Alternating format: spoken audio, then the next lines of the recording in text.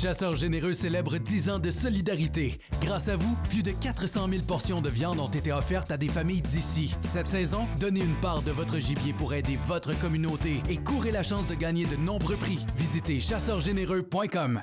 Nous autres, on est une gang de chums qui veut juste aller à la chasse, à la pêche, puis ça nous tente de le partager avec toi. Avec nos partenaires, Browning, Chaloupe Commère et la Fédération québécoise des chasseurs et pêcheurs. On s'en va dans le bois, puis on va triper. T'embarques-tu? Et puis le cadre sonne, le café commence à couler, la saison des trophées enfin arrivée. Et puis à chaque automne, à CP de retour, on est les mêmes vieux chums, fidèles au rendez-vous. Salut vous autres, bienvenue dans votre émission Grosse Semaine qui va finir avec une grosse fin de semaine en plus. Kate Nadeau-Mercier, comment ça va? Ben, ça va bien, toi? Ça va super bien, super bien. On a une bonne émission en main, hein? Chasse aux coyotes avec Écotonne, ça Oui. c'est en studio. Oui. Yes, couteau de chasse .USA, une belle nouveauté. On parle du rassemblement du 28 février. On va se faire une petite discussion là-dessus tantôt ensemble. Ah oui, quand T'as tu du me temps, regardes oui? de même, une petite discussion. On oui. va en parler. OK, On va en c'est parler, beau, moi tu t'écouter. comprends? Ouais, c'est beau. Cadex, beaucoup de questions. On ramène les armes de chasse Cadex en studio. Une nouvelle invention d'un chum que vous connaissez, Raoul Brideau. Je vous donne pas le nom tout de suite. Vous allez voir tantôt. C'est grand dévoilement aujourd'hui. Vous allez le revoir au Salon de Québec, mais on vous le montre à soir en exclusivité. Vignon, on vous présente un vin rétro Crianza Bodega Atlanza un petit peu plus tard dans l'émission. Ça fait une bonne émission déjà, hein? Déjà, c'est quand même assez chargé, je te Yes. dirais. Là, en plus, on a les chiffres du ministère qui sont sortis. Oui, des chiffres du ministère qui sont disponibles maintenant depuis déjà une semaine ou deux. Ça vaut la peine quand même d'aller voir parce que les statistiques de récolte sont quand même intéressantes à analyser. Je vous dirais, si vous voulez aller les voir et les consulter facilement, ils sont divisés par les différentes espèces, donc cerf de Virginie, ours, dindon et vice-versa. Donc, ça nous permet de voir un peu comment se porte aussi notre cheptel puis notre population. Donc, vous pouvez vous rendre directement sur le Facebook du MEL CCFP, chasse et pêche. Vous allez toutes les trouver, sont toutes là. Légère augmentation dans le chevreuil, dans l'orignal. Une belle saison, somme toute. Là. Oui. Mais allez voir, les chiffres sont quand même assez bien décortiqués. Ça permet de comprendre aussi qu'est-ce qui se passe avec les permis de double abattage. Est-ce que vraiment il y a des gros résultats dans le double abattage? Souvent, c'est réconfortant même de voir les chiffres qui sont pas si astronomiques que ça dans le deuxième chevreuil. Effectivement. Faut prendre la peine de les lire. Collection, gilet collection ACP, mes armes ne sont pas à vendre, enfin disponibles. Oui, écoute, tout le monde nous les a demandés. Et là, on s'est fait demander aussi, est-ce que vous allez en avoir également au Salon de Québec? Parce que, bien entendu, on les a créés volontairement pour le rassemblement du 28. On nous demande de les prolonger. C'est beau, c'est fait. On va les conserver dans la boutique. Donc, www.acp-boutique.com. Vous allez retrouver le tout. Ou encore, si vous le cherchez, vous allez trouver le raccourci directement dans le site web d'Aventure Chasse-Pêche. Donc, les gilets sont disponibles de X-Small jusqu'à 3XL et également dans le hoodie. Donc, si vous êtes un peu plus frileux et que vous voulez avoir le coton ouaté, ils sont disponibles également. Une belle grosse inscription en avant, telle que demandée par la clientèle. Mes armes ne sont pas à vendre. À l'endos, quelque chose qui veut dire déposséder les citoyens, égale motiver le marché noir. Quel génie! Alors ça, c'est les gilets qu'on vous a conçus pour vous exprimer sur tout ce qui se passe dans le dossier des armes à feu. Ne reste qu'à y aller, disponible en T-shirt et en hoodie. Hein? Oui, exactement. T-shirt et hoodie, vous pouvez les commander tout au long de la semaine encore. Là, malheureusement, pour, évidemment, l'événement du 28 qui est trop tard, ça n'arrivera pas en temps, mais c'est apporté à la longueur d'année avec fierté, surtout le temps du salon. Là. Mais je me porte volontaire si vous faites des commandes de dernière minute, par exemple ce soir, et qu'on a le temps de les imprimer pour vendredi, je vais les amener directement là-bas au rassemblement et je vous les remettrai en main propre. C'est tout mélange chenoute, là. Ah oui, je sais. Correct. Concours ACP, page Filles de bois. Bon, concours ACP tout d'abord. Vous savez, il y a un grand concours Noréa qui est en vigueur présentement sur la page Facebook d'Aventure Chasse-Pêche. Courez la chance de gagner un des deux canaux, parce que vous en avez un à l'effigie d'ACP et aux couleurs d'ACP qui est rouge et l'autre qui est turquoise aux couleurs de Filles de bois. On va faire le tirage au Salon plein air chasse-pêche et camping de Québec. On fait tirer des canaux, rien de moins. Là. On fait tirer des canaux, rien de moins. Mais il faut aller participer et assurez-vous, quand on fait des concours, s'il vous plaît, de bien respecter l'ensemble des consignes. Certaines personnes vont simplement aller écrire « fait » en dessous de la publication, mais on va vérifier si vous avez mis « like » sur la page de la compagnie avant de faire des gagnants. Parlant de page Filles de bois, mais vous avez déjà une page Facebook Filles de bois? On a une page, mais en fait, c'est pas vrai. On a un groupe Facebook, parce qu'il faut le dire, la communauté de Filles de bois a son groupe Facebook, où est-ce qu'on est plus de 33 800 maintenant. Le chiffre n'arrête pas de monter à chaque fois que je le dis. C'est énorme. Et on a également créé une page qui est vraiment dédiée aux filles, www.aventurechassepêche.ca/filles de bois. Vous allez avoir là-dessus les dates des retraites, les événements, des articles de blog, des vidéos exclusives qui sont uniquement pour vous, les filles, et également l'ensemble des différentes activités auxquelles vous pouvez participer au cours des prochaines semaines. Très nice, très nice. Puis des retraites, on s'en fait demander après les 2 gros événements de l'année passée. Oui. Les émissions qui viennent de passer. Ah, je vais y aller. OK. Allez sur la page Filles de bois, vous allez tout voir qu'est-ce qui va se passer. Et on se quitte le temps d'une pause. L'autre bord de la pause, je me trompe pas, on y va directement avec le panneau. Il y a de la magie qui opère en studio ici. On dit, je me pose la question, il y a un panneau qui apparaît. Chasse aux coyotes et coton de l'autre bord de la pause. Restez là. Cette partie d'émission vous a été présentée par Browning. Fidèle au rendez-vous.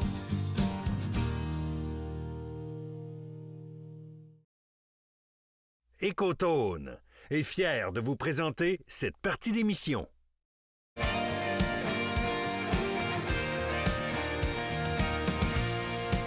Le printemps s'en vient, mais on n'est pas encore rendu à être sur des lacs pour pouvoir pêcher, puis on cherche quoi faire tout le temps. Pourquoi pas faire de la chasse aux coyotes? Mais pour en parler, c'est pas moi qui vais en parler, c'est Phil des Cotons. Comment ça va, toi? Ça va très bien, Kate. Hey, je suis contente que tu sois venu nous voir en studio pour nous jaser de ça. Oui. Toi, es-tu un amateur de chasse aux coyotes? J'adore la chasse aux coyotes. Par contre, je suis pas celui qui va prendre beaucoup de temps pour y aller. Les dernières années, j'essaie toujours d'y aller au moins une fois par année. Tu sais, question de faire un petit peu de déprédation sur nos territoires de chasse. Oui. Puis en même temps, en tant que chasseur, souvent, tu sais, les mois hivernaux, c'est des mois que... Bon, c'est quoi qu'on fait, là? Oui, on cherche Des quoi fois, faire. pour rester actif, ben, je trouve que c'est une super belle activité. Puis la chasse aux coyotes, ben, tu sais, c'est pas des longues heures d'attente. Fait que, tu sais, c'est quand même le fun. C'est une chasse qui est le fun à faire, là. Qui est plaisante, là, vraiment, en mode absolument. hivernal. Ouais. Mais là, justement, je veux que tu en parles parce qu'il y a tellement de gens qui nous posent des questions, puis je sais que toi aussi, ça t'arrive. Comment on fait ça? Comment on commence ça? D'abord, il faut se trouver un territoire. Comment on fait ça? Bien, moi, de la manière que je fonctionne, c'est que souvent, là, tu sais, durant ta saison de chasse au chevreuil, par exemple, parce qu'on va se le dire, la chasse aux coyotes, on va souvent chasser ça dans des mêmes secteurs, style agricole, où on va chasser le chevreuil. Bien, sur mes caméras de surveillance, l'automne, on vient souvent trouver des places où il y a plus de coyotes. Oui. Donc, déjà là, je sais que, bon, OK, à tel secteur, je vais mettre plus de temps où ça vaudrait la peine. Après ma chasse au chevreuil, eh bien là, c'est là que je vais vraiment voir les propriétaires des terres, demander des permissions. Oui. Souvent, les agriculteurs, c'est pas une chasse qui va les déranger parce qu'au contraire, on vient faire de la déprédation. Exact. Fait que après ça, une fois que j'ai mes permissions, souvent, j'aime attendre la neige parce que la neige va me permettre de voir, OK, est-ce que le coyote, il est là dans les jours actuel, dans les jours, aujourd'hui. S'il était là hier, souvent, il va être dans la même talle de bois ou proche. Puis c'est une chasse qui se fait, je vais appeler, rapidement, dans le sens que, OK, il y a des traces, on va s'installer. Bien, premièrement, ça prend un appelant visuel. Moi, j'aime toujours travailler avec un appelant visuel. J'en ai pas amené aujourd'hui, malheureusement, mais un petit visuel, là, tu sais, toutes les grandes compagnies en font. Oui. C'est vraiment, ça fait penser... une baguette avec une motte de poêle sur le dessus. Là. Ça s'agite un peu, ça Absolument. attire l'œil de ce prédateur-là. Ça attire l'œil, puis ça vient justement amener, je peux dire, sa concentration, sa visibilité ailleurs de sur nous directement les chasseurs. Donc, une fois qu'on a installé ça, je viens utiliser un appôt. Oui. On peut y aller avec des appos électroniques. Oui. Que ça, c'est le fun parce que tu n'as pas besoin de souffler tes poumonnets. Cependant, j'aime toujours amener au moins un appôt à bouche on vient souffler dedans. Comme celui-là? Oui. Tu sais, ça, c'est un Mick Lacey, c'est des super bons petits câbles. Pourquoi que j'emmène souvent un à bouche en plus de mon câble électronique? C'est pour les différents sons qu'on va amener. Souvent, le câble électronique, c'est lui que, tu sais, il va faire des câbles à longue portée, Puis à répétition. ouais. Versus ça, je vais amener des tonalités différentes pour amener encore plus de réalisme à ma présentation. Oui. Ben, c'est pratique, puis il faut y penser parce que, étant un prédateur, il est rapidement à l'affût s'il y a quelque chose. Fait que ça, il faut y penser, puis il faut changer nos calls. Parce que ça, effectivement, c'est la répétition, puis même que je te dirais que pour le chasseur, ça peut même devenir un peu étourdissant des fois. Absolument. Tu sais, il faut se le dire, le coyote, c'est un animal qui est très intelligent. Donc, souvent, on va le chasser dans des aires qui sont vraiment ouvertes. On va le voir arriver à longue distance, au-dessus de 200, 300, 400 mètres. Donc, le visuel est très important, le son aussi, mais il faut toujours penser au vent. Le vent, c'est ta priorité à la chasse au coyote. Vraiment. Absolument. Ça, c'est super important. Puis en matière d'habillement, puisque là, on parle d'une chasse qui est en mode hivernal, il faut-tu se camoufler? Comment tu suggérais aux gens de commencer? Bien, en fait, la manière que je fonctionne au niveau du camouflage, c'est que je vais toujours probablement regarder l'environnement autour où ce que je vais m'asseoir pour faire ma session de chasse. Souvent, on va être dans des zones ou dans des branches. Fait que j'essaie d'avoir de base un camo qui est quand même pâle, qui va quand même se confondre au travers des branches et des broussailles. Souvent, un camo qui est pâle, qui va justement s'adapter quand même facilement à la neige, des fois le foin, parce qu'on chasse souvent au niveau du sol. Donc, ça prend un camouflage qui est de préférence pâle et des bonnes couches. Parce que l'hiver, des fois, c'est pas chaud. Non, quand le vent se lève, c'est pas toujours le fun. Puis en matière d'armes à feu, qu'est-ce que tu utilises, toi, de ton côté? Un arme à feu, bien, moi, ce que je vais préconiser souvent, c'est des petits calibres. Je vais penser, entre autres, à du 6,5 Creedmoor. Je vais penser à du 2,43. Je pense aussi également le 22-250. Des petits calibres qui font que tu vas avoir une très bonne portée à longue distance, des faibles courbes de trajectoire. C'est vraiment à préconiser parce que le coyote, on peut effectuer un tir autant à courte distance, mais souvent à longue distance. Très souvent à longue distance. Donc, de là, l'importance de connaître vraiment son arme, la balistique, la drop, c'est quoi la drop que je dois évaluer à la distance? Connaître sa distance, un télémètre, c'est vraiment de quoi d'important à avoir, ou au minimum avoir évalué ses distances au préalable.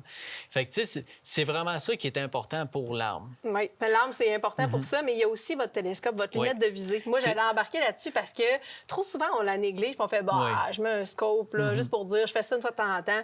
Vous êtes mieux, des fois, même à la limite, de transférer une bonne lunette de visée que vous avez sur une autre carabine pour avoir une meilleure perspective. Parce que si votre gibier est loin puis vous allez essayer d'aller chercher un certain zoom, vous allez avoir de la misère. Absolument. Puis c'est là que je m'en venais. Tu sais, les fameux 3 à 9 qu'on est habitué d'utiliser, par exemple, à la chasse au gros gibier, eh bien, quoi que ça peut faire, c'est pas ce que je vais conseiller pour une carabine adaptée pour ça. C'est vrai. Je vais vraiment privilégier des grossissements, des plages de grossissement allant au minimum de 4 à 16, 6 à 18, pour vraiment aller à de longues distances. Un coyote, c'est pas gros là, quand c'est à 400 verges. Là. Non, puis c'est pas toujours évident, justement, parce que ça bouge tout le temps, c'est toujours en mouvement. C'est un prédateur, faut pas l'oublier. Il y a une tonne d'appos, il y a aussi des leurres olfactifs qui existent, qu'on peut utiliser. Des leurres olfactifs, on peut penser, entre autres, tout ce qui est les urines de coyote dans le temps des chaleurs. Le mois de février-mars, c'est la période de chaleur, donc c'est là qu'on va vraiment utiliser ce type de leurre-là pour la chasse aux coyotes. Ah oui, la saison des amours, honnêtement, là, ça vaut la peine de l'exploiter. Au mois de mars, là, je vous le dis, ils répondent sur un moyen temps. Ça en vaut vraiment, vraiment la peine. Phil, si on veut trouver tous ces beaux produits, puis en plus des conseils aussi parfaits que ce que tu viens de faire là, on fait quoi?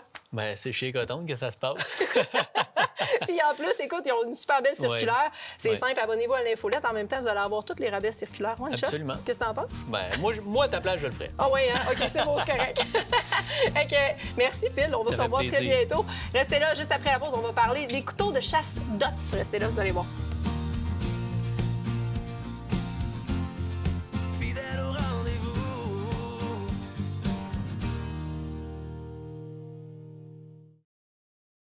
Vos aventures de chasse et de pêche commencent ici. Fit Santé, un gym qui a à cœur la santé de nos chasseurs et pêcheurs.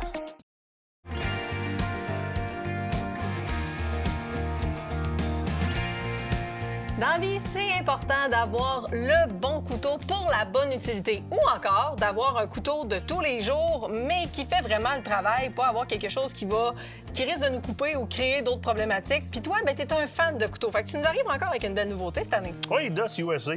Quelle belle façon de ne pas finir à l'urgence pour avoir essayé d'enlever la queue d'une fraise. Ils sont déjà assez engorgés de même. De toute façon, on n'a pas besoin d'y aller. Le pire accident qui peut arriver, ou du moins la pire chance d'accident, c'est avec des couteaux qui sont sont soit mal affûtés Oui. ou qui ont des aciers qui sont tellement mous que ça va s'user dans le temps de le dire. Puis là, tu arrives pour éviscérer ton chevreuil dans le bois ou encore faire une tâche, une corde ou ne serait-ce que couper une queue de fraise, ça passe douette, puis... Oui, c'est ça, tu coupes le là, doigt. on puis- est loin, puis ça pisse le sang, puis c'est pas beau. Puis Non. des couteaux de qualité, c'est pas à négliger. La durabilité de ton acier non plus, c'est pas à négliger parce que c'est bien beau ce soir aiguiser ton couteau à 19,99. Puis là, les couteaux à 19,99 sont là pour quelque chose. Il n'y a pas de mauvais produits, il y a Non. juste des produits mal adaptés à la tâche. Quand je pars longtemps dans le bois, je vais avoir quelque chose qui va durer parce que, par exemple, je suis en camping et je fais de la chasse, je vais être capable de faire une tranchée à l'entour de la tente avec mon couteau, s'il se met à mouiller puis ça rentre dans la tente, puis être capable d'éviscérer un chevreuil avec le lendemain ou de couper de la corde avec le lendemain sans me blesser. Pour ça, ça me prend des bons aciers. Puis on reste encore avec les aciers au carbone, là. Bien, carbone, forte densité même, mais des aciers qui sont bien pensés pour pas que ça rouille non plus dans le temps de le dire, parce que les aciers carbonés vont plaquer beaucoup plus facilement. Puis Oui. on n'aime pas ça, des couteaux qui plaquent. Non, c'est tannant. Dot USA ont pensé à ça, ont fait 2 grandes séries. La série Sapphire, d'abord, c'est un fabricant américain. La série Sapphire et la série Diafire, les deux avec une garantie à vie limitée. En plus. Donc, des couteaux garantis à vie. Dans un premier temps, de voir un couteau arriver dans un beau petit case comme ça, avec tout le nécessaire pour le démonter, parce que ce sont des couteaux qu'on peut vraiment ouvrir pour le nettoyer de fond en comble et le remonter par après. Et je vous encourage à aller, surtout quand c'est des couteaux qui sont pliables comme ça, à aller vers des couteaux que vous êtes capable de démonter, parce qu'oubliez pas que vous coupez de la bouffe avec ça. Que vous soyez en camping, vous éviscériez un chevreuil, c'est important de pouvoir le désinfecter adéquatement. Puis il y a tellement de petits raccoins là-dedans que si vous ne pouvez pas le démonter complètement, puis c'est pas facile de le nettoyer complètement. C'est plaisant aussi de pouvoir regraisser les différentes petites parties qui sont mécaniques dedans. Encore là, ça prend des bons aciers et des bons plastiques parce que si on s'en va vers le petit couteau à 19,99, tu vas mettre un lubrifiant pour ta lame, il va faire gonfler le plastique ou faire Exact. craquer ou affecter la qualité de ton plastique. Là, c'est pas le cas. Que tu sois dans la série Sapphire, un peu plus abordable, OK. on est là dans des aciers qui sont un petit peu plus connus de l'industrie, c'est-à-dire qu'on a toujours eu sur les tablettes qui sont très, très, très abordables. Je vois du CR14 ici, il y a du Oui. CR18 aussi. Des manches en FRN, c'est des manches en composite. Quelques manches en G10 aussi. Si on monte dans la série Diafire, là, on part d'un saphir à un diamant. Donc, On est monte d'une coche. une coche de plus, nécessairement. Dans ton cas, tu as choisi le Hercule, qui est un très, très bon exemple. Un beau format de couteau, manche en G10. Donc, au départ, on a un très, très, très bon manche qui va facilement se nettoyer, facilement se désinfecter. K110 au niveau de l'acier, un peu plus traditionnel, je dirais, que celui que moi j'ai choisi, mais facile d'entretien. C'est un couteau qui va garder son tranchant très, très, très facilement. C'est une lame qui a une belle dureté, mais pas une dureté qui est trop grande pour rendre difficile l'affûtage de la lame. Exact. Et ça, c'est des fois là où est-ce que ça tue un peu. On veut des aciers qui sont excessivement durs. Puis là, l'utilisateur commun arrive pour aiguiser ça, puis hein, Ça fonctionne pas. Pas capable. Puis il y a aussi le choix de prise en main. Je veux que tu le reprennes juste pour qu'on montre, parce que moi, une des raisons pour laquelle je l'ai choisi, c'est que souvent, dans les utilités comme ça, parce que c'est un couteau qui est EDC, donc on peut traîner un peu partout, qu'on peut garder sur soi, qu'on peut carrément accrocher sur notre poche. Mais la raison pour laquelle je l'ai choisi, c'est que la prise en main est relativement grande, Oui. ce qui fait que peu importe l'utilité, si j'ai besoin d'une bonne prise pour pouvoir travailler, tantôt tu parlais de trancher au sol, ou encore si j'ai besoin de, je sais pas moi, couper une branche, couper une corde ou quoi que ce soit, il n'y a rien de pire que d'avoir un petit manche puis d'avoir de la difficulté à travailler Oui, avec, tandis oui. que dans cette optique-là, on est en mesure de le faire. Et je tiens à spécifier, parce que souvent, on entend le mot EDC, les gens ne savent pas, c'est un anglicisme en fait, parce que c'est Everyday Everyday Carry. Carry. Donc, on peut carrément l'accrocher facilement sur le côté de notre poche. Donc, on n'a pas besoin d'avoir d'étui pour le traîner. L'épaisseur de la lame, c'est un des points que je regarde quand je veux du outdoor, quand je veux un couteau de tous les jours, mais pour aller en forêt. Je vais avoir une bonne épaisseur de lame parce que les tâches que je vais lui demander pourraient facilement casser une lame qui serait soit dans un acier qui est faible de sa composition ou encore qui ne serait pas suffisamment épais. Donc, on a des bonnes lames. Système de verrou à l'arrière pour le tien ici sur le Hercule. Donc, Oui, on fait juste différent retrancher un peu. comme ça. Et clouc, c'est serré. Dans mon cas, à moi, Oui, le toi, tu grébé... es allé avec autre chose, là, hein? Ben, tu vois, tout au départ, je l'ai sorti de ma poche parce que c'est vraiment mon EDC à moi, donc mon Everyday Carry à moi. Le grébé, il se caractérise au départ par un manche qui est en titanium. CPM, je regarde mes notes en même temps parce que c'est un acier qui est plus récent. CPM 3V au niveau de la lame, donc complètement différent. On est dans des nouvelles technologies. Tu remarques que le format de ma lame Oui. est très différent du tien. Oui, je peux l'ouvrir si Tu as tu une, veux. t'as une lame beaucoup plus pointue. Moi, j'ai un drop point. Un drop point, j'aime mieux ça, moi, que le pointu comme ça, parce que si je fais une éviscération, par exemple, je suis quelqu'un qui travaille beaucoup avec le bout de ma lame. Les drop points, moi, je les vois comme dangereuses pour percer la panse Donc, une en trop. pointe qui est plus recourbée quelque peu, Oui. donc qui va protéger vraiment la pointe de ta lame, donc tu n'arriveras Exactement. pas à ouvrir la panse. Tu sais, la différence n'est pas tant épouvantable que ça, mais moi, ça me plaît. Puis vous allez apprendre à travailler avec des formats de lames que vous aimez. Ce qui est le fun chez Dots USA, c'est qu'il y a vraiment tout un amalgame de formats de lames. Donc, très, très, très intéressant. On est dans 2 aciers qui sont complètement différents. Toi, tu es dans un acier K110 qui est très, très, très traditionnel. Ça se travaille encore énormément dans le marché. CPM, regarde, je regarde encore 3V tellement que c'est nouveau. Évidemment, j'ai une petite texture dessus que j'aime bien gros, moi aussi. Bonne prise en main aussi. Très, très bonne prise en main au niveau du handle. Juste la bonne grosseur pour moi. Au niveau de la J'aime poignée. ne pas avoir un trop gros manche pour être capable d'aller me débrouiller à peu près n'importe où quand je suis en train de faire des viscérations. Et moi, je vais souvent tenir un couteau de cette façon-là aussi, quand on est en éviscération. Donc, le couteau repose dans la paume de ma main, puis je vais me servir vraiment de mon index pour jouer gauche-droite comme ça, pour aller chercher, et souvent le bout de mon doigt, et c'est là où est-ce que j'aime pas avoir une pointe aussi pointue que la tienne, aussi droite que la tienne, mais plus en drop point comme moi. Ça va me servir à aller sentir, par exemple, le diaphragme, pour aller couper le diaphragme sans passer au travers des filets mignons. Donc, je vais choisir un format de lame comme ça que moi, j'aime énormément. Fait que, évidemment, dans la série Diafire, comme on a nous autres entre les mains, c'est pas des couteaux à 19,99. Attendez-vous à payer pour ces couteaux-là. C'est des couteaux qui sont quand même relativement chers comparés aux petits couteaux là, qu'il y a dans les allées dans nos magasins. C'est plus des couteaux qui vont se retrouver sous les vitrines. Là. Mais vous faites là, un investissement qui va durer très, très, très longtemps. Dots USA a vraiment mis une gamme de couteaux qui est complète, entièrement démontable. On pourrait mettre ça au lave-vaisselle carrément même en l'ouvrant, ça ferait la job. On le met à stérilisation. Bonsoir. C'est des couteaux qui vont durer excessivement longtemps. Bien, c'est ce qu'on aime de toute façon, d'avoir des couteaux qui sont durables, qui peuvent justement nous suivre dans le temps, pas d'en acheter 150, d'en avoir un, mais qui est vraiment bon. Puis qui reste aiguisable. En plus! Ça reste aiguisable. By the way, vous tombez en panne d'aiguisage sur le bord du chemin comme c'était arrivé en Anticosti. Hein? Couteau coupe-pu. N'oubliez pas Oui, ça m'est arrivé. entre une queue de rat et le rebord de votre fenêtre de pick-up, qui est comme un petit peu givré, il n'y a pas grande différence. On peut passer la lame, des lames de ces qualités-là, de ces aciers-là. J'ai appris ça. On va le passer sur le bord de la fenêtre du véhicule, carrément, comme on ferait avec une queue de rat. Et puis, whoop, on repart, ça recommence à couper. Maintenant, je le sais. Mais là, devine quoi? Il faut s'en aller à la pause. Déjà? OK. Là, au retour, on parle du rassemblement du 28 février prochain. Yes. Soyez là. Fidèle au rendez-vous.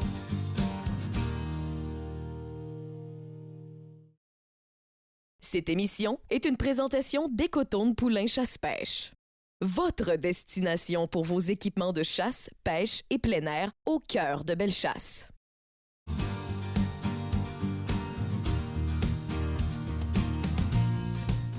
On a une grosse date importante qui s'en vient. Puis là, ben, ça va être un appel à tous parce qu'on a vraiment besoin que tout le monde se mobilise. Le 28 février. Samedi, le 28 février, à 10 h, devant le Parlement de Québec, c'est un cri du cœur de la population qu'on va dire presque marginale aux médias traditionnels. C'est-à-dire une population de propriétaires légitimes d'armes à feu grandissante. Beaucoup de non-propriétaires d'armes à feu qui se sont joints à tout ça.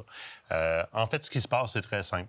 Les gens qui ont compris l'urgence d'agir réellement en matière de sécurité publique et qui ont compris que ce n'est pas en adressant le 1 responsable de la criminalité avec armes à feu au Canada et en ignorant le 99 qu'on connaît comme étant responsable, qu'on va en arriver à avoir l'esprit tranquille en envoyant nos enfants dans les rues. Ces gens-là se réunissent et veulent dire haut et fort à la population, n'acceptez pas qu'on vous passe encore une dépense de 2 milliards de dollars qu'on aurait pu mettre ailleurs, mais surtout qu'on est en train de mettre en commettant un des pires blasphèmes qu'il n'y a pas, de dire à une population, je vais vous protéger, je vais renforcer nos efforts de sécurité publique en adressant 1 de la cause. Oui. Ce qui n'est pas une opinion, c'est pas une école de pensée, c'est un fait, ça se calcule avec une calculatrice, ce sont les chiffres que l'Institut de la statistique du Canada, du même gouvernement, nous donne. Et ça, on veut aller le crier haut et fort pour qu'il y ait un éveil collectif. C'est pas toujours ce qui est dans les médias traditionnels qui est vrai, c'est pas toujours ce que je dis qui est vrai, mais il faut vérifier, c'est sur ça. Il faut vérifier ce que je dis avant de s'y fier, mais il faut vérifier aussi ce que les gens disent avant de s'y fier. Et dans ce cas-ci, bien, l'Institut de la statistique du même gouvernement qui nous dit qu'on doit faire de la répression sur les propriétaires légitimes d'armes à feu prouve que c'est pas du tout le cas. Non, effectivement. Puis, tu sais, moi, je veux que tu nous parles un peu de cette journée-là, parce qu'il y a beaucoup de gens qui ont des questions. Il y a des autobus qui sont en branle. Il y a des autobus qui ne sont pas remplis aussi dans certains Absolument. secteurs. Et ça, pour moi, pour ma part, ça m'échappe. J'ai de la misère à comprendre pourquoi les gens souhaitent que ça change, mais ne se mobilisent pas. Si on organise des transports en autobus, vous le savez, ça a lieu devant le Parlement, donc la circulation risque d'être un petit peu plus difficile de ce côté-là. Les autobus vont être plus facilitants, vont vous permettre de pouvoir partir et arriver et repartir en toute sécurité sans aucun problème. Donc, c'est la raison pour laquelle ça a été fait. Et il y a plusieurs marchands maintenant qui se sont joints. Je sais qu'il y en a du côté de Gatineau, il y en a à Saint-Anselme, il y en a également à Saint-Prosper, il y en a plusieurs qui ont organisé des autobus. Inscrivez-vous, soyez présents. Ça l'a largement dépassé le débat des armes à feu, ce qui se passe en ce moment. Je veux pas être cinglant, là, mais vous avez demandé à l'industrie, aux acteurs de l'industrie de faire quelque chose, de vous mettre des moyens en place pour vous exprimer. Hein? C'est ce qu'on fait. On met un moyen en place pour que vous vous regroupiez en nombre pour démontrer l'idéologie ou du moins la volonté d'un peuple de propriétaires légitimes d'armes à feu qui a compris le message d'une autre façon que ce que le gouvernement a voulu passer à la population, et on veut livrer ce message. Pour ça, vous devez être présent. Vous avez demandé. Là, c'est le temps d'agir. Pas comme spectateur, comme acteur. Voilà. Si vous cherchez sur Facebook regroupement 28 février, vous allez rapidement trouver l'événement. Et dans l'événement, bien, vous avez toujours l'événement puis discussion. Appuyez sur discussion. La première publication qui est épinglée dans le haut de la discussion, c'est la conversation qui vous donne les liens pour chacune des autobus qui partent de chacun des endroits. Gatineau, par exemple, il reste en masse de place dans l'autobus de Gatineau. Vous cliquez sur l'hyperlien de Gatineau, ça va vous amener à la page qui vous permet de contacter les gens de Gatineau pour réserver votre place dans l'autobus. Les autobus vont être dirigés rendu à Québec. Vous allez encore là sur la page du 28 février, l'événement du 28 février. Il y a un plan pour les chauffeurs d'autobus. Ça vous dit exactement par où faire arriver vos chauffeurs d'autobus pour qu'ils puissent débarquer les passagers, puis où est-ce qu'ils vont pouvoir reprendre les passagers. Il y aura une escorte carrément avec des unités, des policiers, je ne me trompe pas, en motocyclette. Ça m'a même surpris de voir ça. Là. Donc, j'imagine qu'ils peuvent se déplacer à 106 l'année. C'est ce que j'ai cru lire. En tout cas, les policiers vont être là pour vous escorter et que tout ça, ça se fasse de manière la plus plaisante possible. Je vous rappelle que la police de la communauté urbaine de Québec collabore de manière hyper positive face à l'événement. C'est fou. Ils sont là pour nous. C'est important de suivre ce plan-là. C'est important d'aller voir cette publication-là pour vos moyens de vous mouvoir vers l'événement. Si vous ne prenez pas d'autobus, une très, très bonne idée, si vous ne prenez pas les transports en commun qui sont prévus dans les villes, bien, rendez-vous vers les centres d'achat ou autres grands stationnements et prenez les transports en commun de la Ville de Québec pour vous rendre jusqu'au Parlement. Ça va vous éviter de vous casser la tête avec les stationnements dans le secteur. Sur place, sécurité, médic. On a même commandé des toilettes chimiques pour vos autres questions. Vous n'avez pas besoin d'aller faire un tour sur le long de la rambarde. Ça a des odeurs. On n'aime pas ça. C'est pas le genre de traces qu'on veut laisser. On va dire ça comme ça. Amenez vos lunchs. Amenez vos lunchs. Il va y avoir un DJ, un gros kit de son pour mettre de la musique, question de vous faire bouger. Plusieurs des personnalités que vous connaissez vont monter sur le stage pour aller vous parler. On va avoir des pancartes sur place. Bienvenue à vous de faire vos pancartes. Mais attention, pas de messages haineux. C'est pas ça, la ligne de communication. La ligne de communication, c'est de communiquer à la population nos inquiétudes sur la réelle intention du gouvernement en matière de sécurité publique dans la façon dont il a mis les lois en place et notre réquisition à faire de la vraie sécurité publique, à renforcer nos frontières, à renforcer nos unités policières. Ça, c'est ce qu'on s'en va lancer là-bas comme discours. C'était très complet. J'avais plein de questions. Finalement, j'en ai pas vraiment posé. C'était le discours à la nation. Mais ça va être une super belle journée qui va se dérouler de manière hyper positive. C'est ce qu'on veut. C'est ce qu'on veut refléter comme image. Moi, je vais rajouter quelque chose. Pour ceux qui sont peut-être encore incertains ou qui ont l'impression que ça ne les touche pas, parce qu'il y en a plusieurs, que c'est ce qu'on reçoit comme commentaire, ça ne vous touche pas, bien, gang, oubliez pas une chose. Moi, je suis une mère de famille d'abord et avant tout. Moi, la sécurité dans nos rues, moi, ça m'inquiète. Et c'est pas parce que je suis juste une propriétaire légitime d'armes à feu. Je veux que nos enfants soient en sécurité. Je veux que mes enfants puissent grandir dans une ville, dans une province et dans un pays où est-ce que la sécurité est mise en avant-plan. Et c'est aussi ce qu'on s'en va faire le 28 février prochain. Donc, on compte sur vous autres, puis on espère que vous allez être présents. Soyez sur place. Et évidemment, on va diffuser en direct, en quelque part sur Facebook, probablement à partir de ma page professionnelle. Mais Prenez pas ce raccourci-là. Soyez sur place. Vous pourrez dire « j'y étais ». Soyez là. Soyez dans ce que vous avez demandé, ce qui se passe. On a fait que ce soit possible. Maintenant, c'est à vous autres de nous montrer ce que vous avez dans le ventre. Puis vous déplacez le 28 février, samedi à 10h, devant le Parlement de Québec. Soyez là, gang.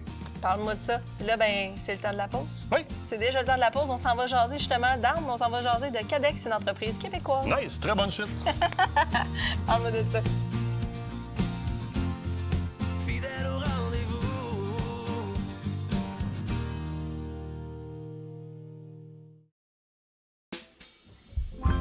Black and blue and in love with you.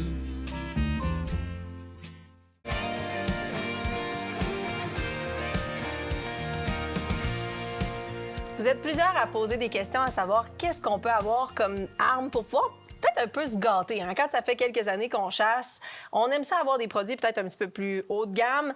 Bien, tu as trouvé la solution, puis en plus, c'est fabriqué chez nous.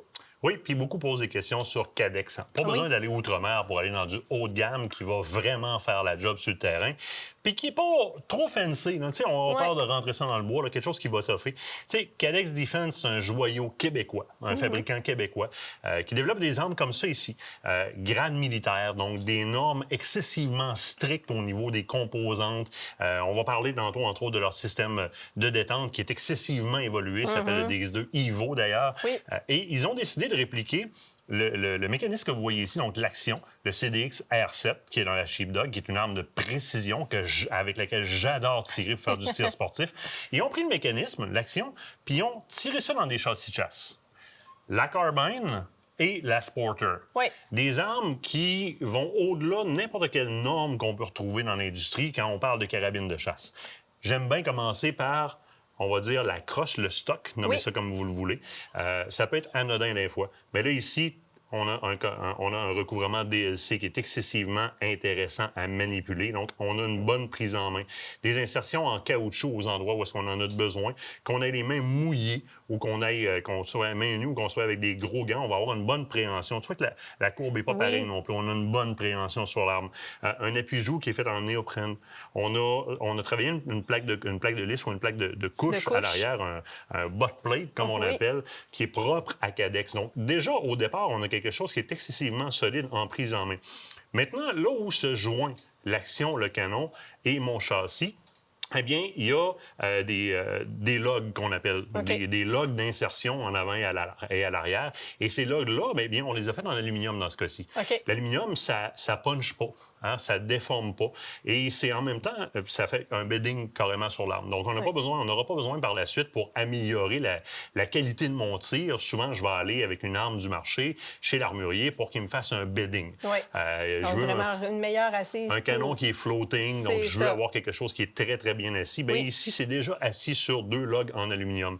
Le recoil log aussi, qui est très bien placé, qui est placé de façon à ne pas puncher, ne pas corker. Donc, dans l'évolution de la vie de l'arme, ça ne modifiera pas son tir. Déjà excessivement bien conçu. On remarque qu'il y a un pontet qui est élargi, de façon à avoir amplement de place pour glisser son doigt sur la détente, qu'on ait un gant ou pas de gant. On va commencer le mécanisme au niveau de la détente. DX2 Evo, c'est le mécanisme de détente que Cadex utilise sur des châssis plus militaires comme ça. Un single shoe, double action, qui se vire en simple action en un claquement de doigts, ajustable de 1,5 à 5 livres. Ce sont des systèmes de détente qui ont été faits et calibrés pour tirer dans tous les sens. Et ça peut avoir l'air niaiseux, mais la gravité peut avoir un gros effet sur le tir. Et ici, il n'y a aucune différence que l'arme soit dans la position que tu voudras. C'est un grade militaire avec des normes militaires. Puis j'en profite pour dire, honnêtement, juste au niveau de la conception de cette détente-là, on était allé faire la visite de l'usine de Cadex et on a passé énormément de temps et c'était impressionnant de voir les étapes de vérification pour avoir la détente parfaite. Honnêtement, Cadex, là, ils font de la recherche et développement et ils s'assurent d'avoir le meilleur produit qui soit une fois qu'il est sur le marché. J'en ai une toute seule à la maison, là, un système de détente comme ça, là, le DX2 Evo, puis elle est dans un cadre. Parce que c'est un chef-d'œuvre. Juste le système de mise à feu est le système de détente. On ne parle pas de mise à feu au complet, mais est déjà un chef-d'œuvre. Là-dessus, on a une action qui est légendaire. La CDX R7, une action qui est très, très, très bien faite, un gros bloc super intéressant qui cache une culasse en stainless, Oui. 416, donc 4 logs. Une culasse qui est très intéressante, très ergonomique aussi. Donc vraiment, si on va à l'avant, 4 beaux gros logs très, très, très bien faits. Dans un métal que le temps n'ira pas altérer. Si moindrement vous entretenez, ne serait-ce que de l'assécher, mais ça ne viendra pas piquer là, comme les métaux peut-être de plus faible densité. On a sur le dessus un rail d'action. On a le choix entre un 20 MOA ou un 30 MOA. Ça, c'est l'inclinaison qui vient réduire le cône de visée au bout de tout ça. Couplé à un canon, là, on a le choix. Au niveau du canon, on peut avoir le canon de Cadex en tant que tel ou on peut avoir un canon Barkline. Ça dépend de qu'est-ce qu'on va choisir. Sur la Sporter, je vais avoir un canon qui est de type Sporter, comme ça. Donc, le choix du Cadex ou encore du Barkline, avec un muzzle brake, donc un frein de bouche qui a été fait. Mais vraiment, généralement, les freins de bouche sont faits sur les côtés, comme tu peux voir sur la carabine de tir qu'il y a là. Mais le mode chasseur, donc le type chasse, il y a de l'évacuation tout le tour. La raison pour laquelle on ne fait pas de l'évacuation tout le tour comme ça sur une carabine de tir, comme celle que tu as à côté de toi, c'est que si je fais des tirs couchés à plat ventre, bien, ça va m'envoyer du sable dans les yeux. Je ne veux pas virer aveugle, je veux juste tirer. C'est logique. Là, mais on peut se permettre une évacuation complète, donc on a une régularisation du recul qui est beaucoup plus efficace. Dans ce cas-ci, eh bien, on parle de la Sporter. Si on se déplace du côté de, oui, vous l'avez trouvé belle en tabarouette en la voyant. Bien, au coup d'œil, elle est étonnante, là. La carbine, ici, évidemment, on a un canon de type Sandero Light, si on le veut, donc un canon qui est tout en carbone. Oui. En fait, c'est un canon toujours en stainless, mais recouvert de carbone. Ce que ça fait, c'est que le carbone, c'est un très bon transporteur de chaleur, donc il va évacuer la chaleur plus rapidement. Donc, je vais avoir moins de pauses à faire si je fais, par exemple, des sessions au tir ou si j'ai à tirer plusieurs coups de fil, ça ne viendra pas modifier ma balistique parce que mon canon a chauffé, puis les propriétés du métal ont changé parce que la chaleur fait expandre le métal, le froid fait contracter le métal. Oui. Ça ne viendra pas changer le tir. On est dans 338, la poids Magnum ici, puis honnêtement, dans la conception de l'arme, c'est aussi plaisant à tirer, la 338 qu'il y a là, que la 308 que tu as devant toi, parce que l'arme de tir que tu as là est en 308, que la petite 308 ici. Il y a une différence dans l'épaule. Il y a une différence. Mais elle est vraiment pas marquée à ce point. Non, puis pour l'avoir testé moi-même, parce que souvent, bon, on va dire plus petit gabarit, on a une tendance à plus sentir le recul. Je vous le dis, c'est vraiment pas avec celle-là. Cette couleur-là vous fait triper. Il y a une tonne de couleurs comme ça disponibles chez Cadex. Ils font ce que vous voulez. Parlez-leur de Cerakote aussi. Ils peuvent faire un Cerakoting différent que ce qu'il y a dessus présentement. Vous pouvez aller jouer avec énormément d'accessorisation aussi sur vos Cadex. Un manufacturier québécois, un fleuron du Québec. Vous voulez des armes haut de gamme qui vont durer longtemps. Voici où investir vos sous pour vous gâter. Une Cadex dans le Carbine ou dans le Sporter. En Sporter. On appelle ça encourager local? Encourager local. Ça ressemble à ça. Et encourager vos passions. Mais là, faut que tu t'en ailles à la pause. Yes, au bord de la pause, on a un invité. Ça fait longtemps que je vais y parler, lui. Oui. Raoul, il vient nous présenter le Camo Box, mais j'en dis pas plus que ça. Ah, OK. Bon, Descend soyez du là, Nouveau-Brunswick, puis pour ça, lui. Ouais, péninsule acadienne. Ah, parle-moi de ça! J'aime ça. Fidèle au rendez-vous.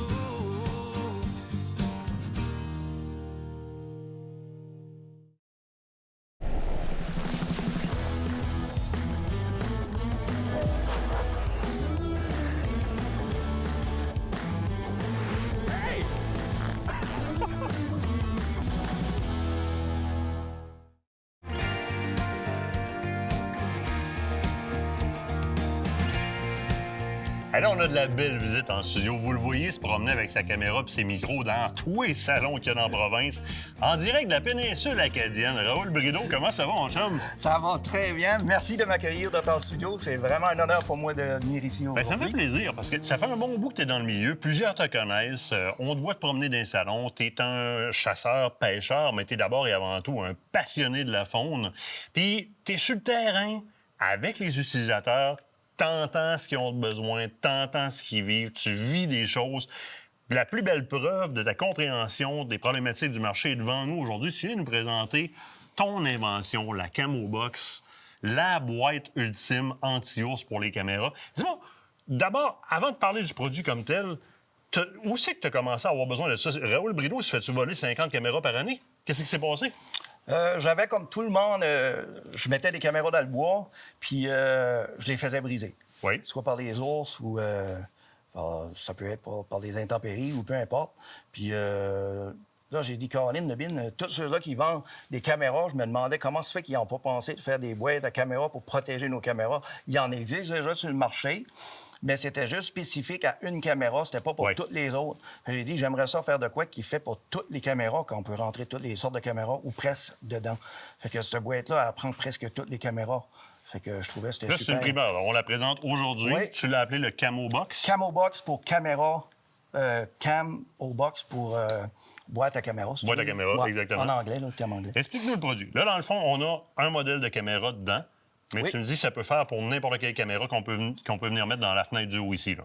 Oui, sauf comme la 360, là, je l'ai essayé, elle rentre pas dedans parce qu'elle est trop haute. Ouais, de toute façon, 360, on va s'entendre, elle ne verra pas ses côtés par en arrière là-dedans. Là. Exact.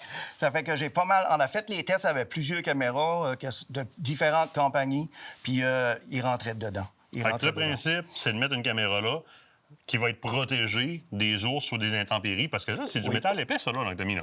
Oui.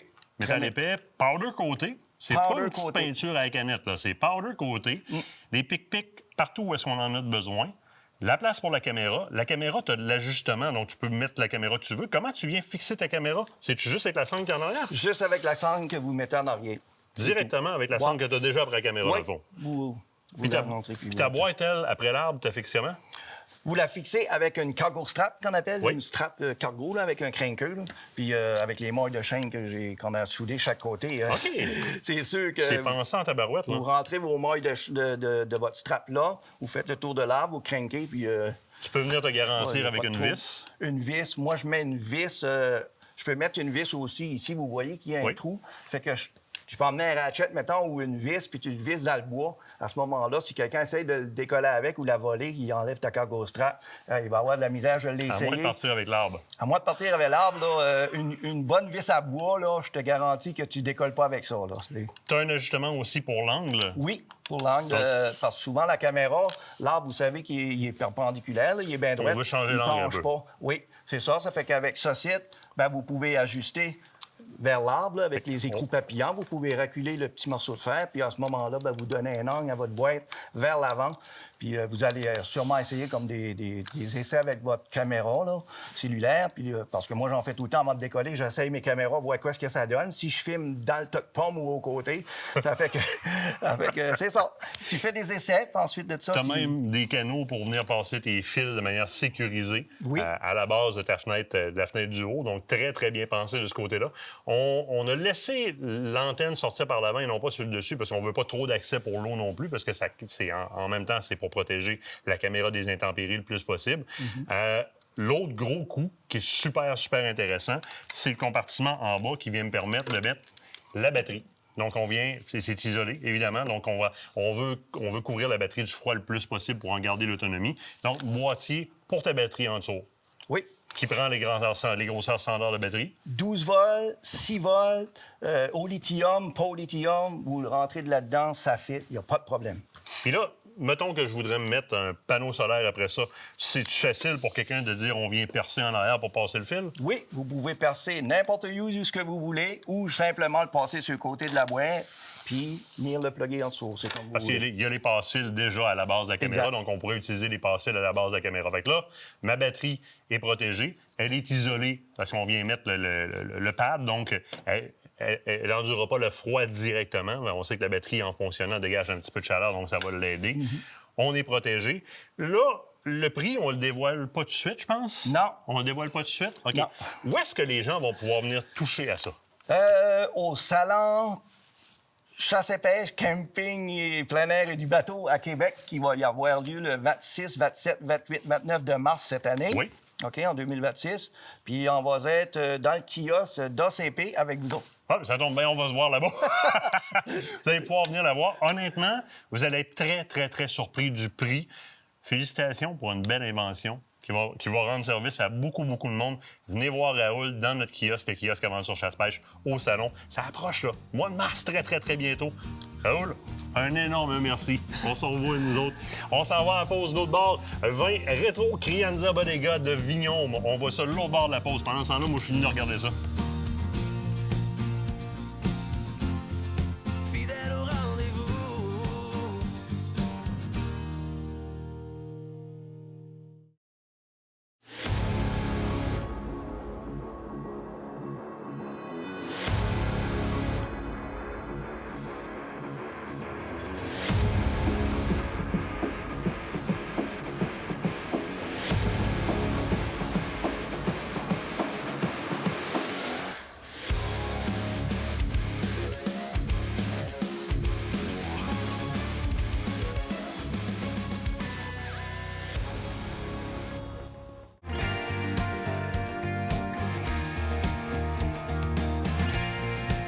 On le sait à quel point, là, on est dans le bout de la saison où on est en train de finir de déguster nos viandes de gibier. Ça nous prend des bons vins pour aller avec ça.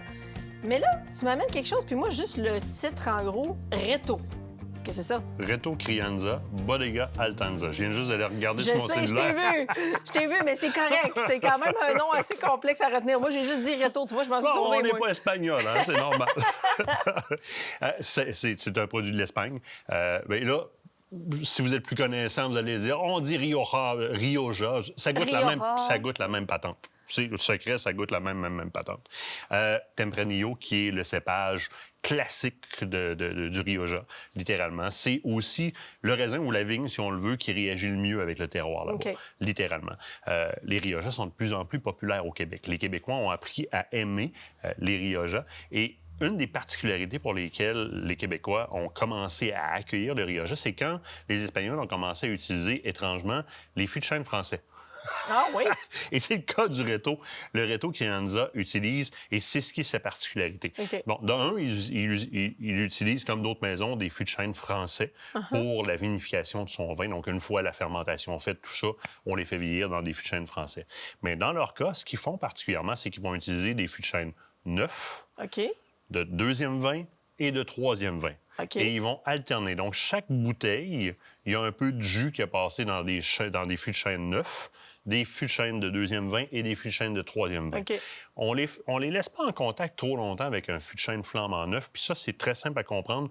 Un fût de chêne, on doit le curer avant de faire vieillir un vin entièrement dedans. OK. Parce que le temps que le chêne se gorge de vin, puis qui arrête de garrocher juste du goût de chêne dans le vin, Oui. bien, ça y prend une coupe de passage de vin dedans. OK. Autrement, tu vas complètement anéantir le goût de ton vin, ça va goûter juste le chêne. Ça, les Québécois, pendant un bon bout de temps, on s'est fait bourrer la panse de ça. Des vins avec de l'essence de chêne puis de l'essence de vanille dedans. Littéralement.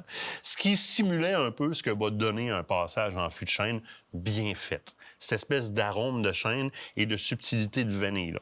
Quand c'est bien fait comme ça, là, on va chercher un Rioja. Quand tu as un Rioja, tu penses à quoi? Tu penses à des fruits un peu plus rouges, Oui. prunes, à la limite. oui. C'est ce qu'on va chercher dans le Barolo un peu, légèrement différent, plus en fraîcheur dans un Rioja.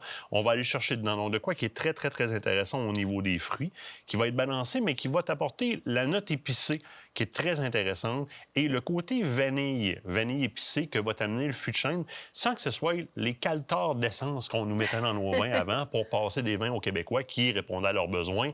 Fût de chêne puis vanille, mais en essence. Là, c'est en vinification qu'on le fait. Et on le fait avec beaucoup de savoir parce qu'on arrive avec un vin qui, quand il est dans ta coupe, première des choses, rouge, rubis, là, comme c'est... Tu te dis, ouais, celle-là va tâcher, là, si tu l'échappes. C'est sûr et certain. Satisfaisant en bouche.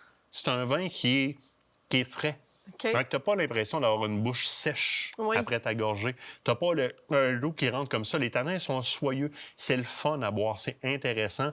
Il n'y a pas grand monde dans la visite que ça va fâcher. Même à la limite, les gens qui s'accordent moins avec le rouge, plus avec le blanc, vont bien l'accueillir à cause de ce côté frais-là qui est le fun, côté fruité qui est présent aussi. Super trippant à présenter. Il va pouvoir se conserver en cellier pendant un certain nombre d'années. OK. Question de pouvoir l'affiner. Il est très prêt à boire comme ça. Très, OK. très prêt à boire comme ça. 21,95 $, si je ne me trompe C'est pas, très dans ces respectable. eaux-là. Entre 21 et 24, là, je ne veux pas faire d'erreur. Mettez-vous entre 21 et 25 $ de budget là, pour un très, très bon Rioja. Évidemment, en importation privée du côté de Vignoble. Sur quoi on couche ça comme bouffe?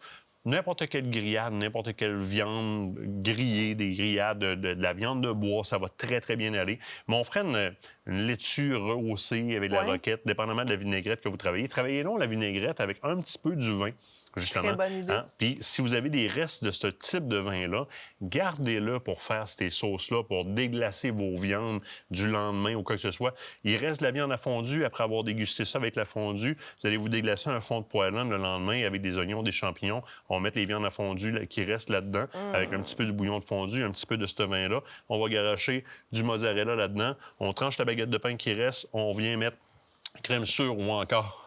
J'ai faim, là. crème sûre ou encore un petit peu de trempette là, à l'ail qui restait de la veille sur les deux pains. On met les viandes à fondue entre les deux. Un peu de roquette là-dedans. Si madame est là, ça va encore mieux passer. On sert ça sur l'heure du lunch. Ça va être excessivement bon. Vin parfait à donner en cadeau aussi. Et si vous le donnez à quelqu'un qui a un cellier, bien, avertissez-le. Vous pouvez garder facilement 5 ou 6 ans encore. Il va juste se parfaire encore. Disponible chez Vignon, mais à l'importation privée. J'adore ça, bravo. Honnêtement, tu as fait le tour de ce vin-là avec brio. D'ailleurs, vous allez voir ces vins-là en dégustation et en accord mets et vins à partir de cet été dans les différents reportages qu'on va faire parce qu'il va falloir qu'on fasse quelques recettes, toi puis moi. On n'aura pas le choix. Oui, on va s'amuser, monter des sauces, déglacer, faire des recettes avec, incorporer dans des vinaigrettes que vous voulez faire dans des marinades. Ben oui. Dans des marinades pour vos viandes.